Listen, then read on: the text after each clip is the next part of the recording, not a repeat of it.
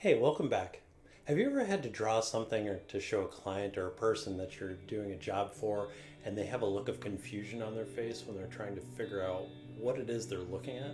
Many people have a hard time understanding 3D illustrations, especially when there are views that obscure and don't contain many discernible landmarks or callouts to go with the drawing. This could be due to scale, level of detail, or level of fidelity. Whenever CCD is working with a client for the first time, one of the first things we usually ask is if they have a difficult time looking at drawings or understanding 3D space. Sometimes a client will prefer to look at floor plans that are crudely drawn in an Excel spreadsheet rather than an overly polished 3D rendering. It's a matter of habit and a level of understanding. Your task as a designer is to figure out what will provide the right level of meaningful information while keeping the communication clear. One of my regular clients of a personal security product has said to me that the reason he prefers to look at low fidelity floor plans when I'm doing illustrations for him is that it gives him a feeling like he's playing chess with the product and trying to figure out a larger strategy of where to position the product within the space. By collaborating with his colleagues, my illustration will help make quicker and more memorable product placement choices. For every client, it's different though.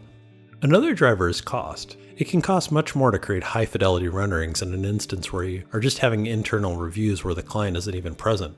If it's just you and another designer or creative director, oftentimes a simple sketch can be enough to deliver the message without wasting time and money on more refined illustrations or renderings. It all depends on the context of the audience and the intent of the communication you're trying to send. Let's talk about under-delivery of expectations and what to do there.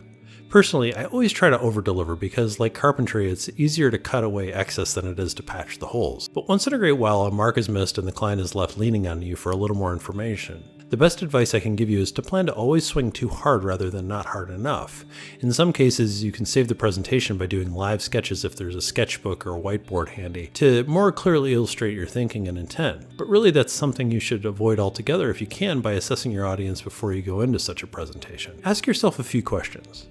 Is this an external or an internal client? Is this a presentation where sketches or illustrations will be the primary focus? Who will be in the room and what are their roles in decision making? Do I have the budget, both time and money, to make this better in some way? What additional value can I add to this? Call out, color, additional concepts? I would avoid that last one if it's outside of the scope of the project personally.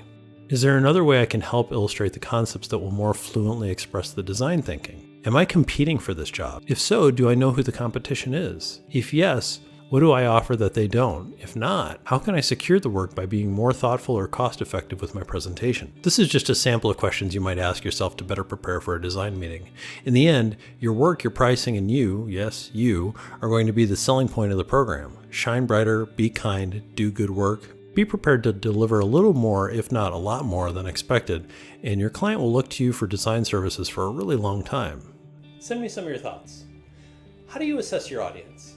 Do you ask them what sort of work they like to see? Do you ever do live drawing and live sketching sessions with your client or your creative director? Show me a project where you over-delivered. Or better yet, show me a project where you under-delivered and how you saved that project. Let me know. Send me a note on Twitter and Instagram and I'll post some of the best insights and projects. Thanks so much. Have a great day.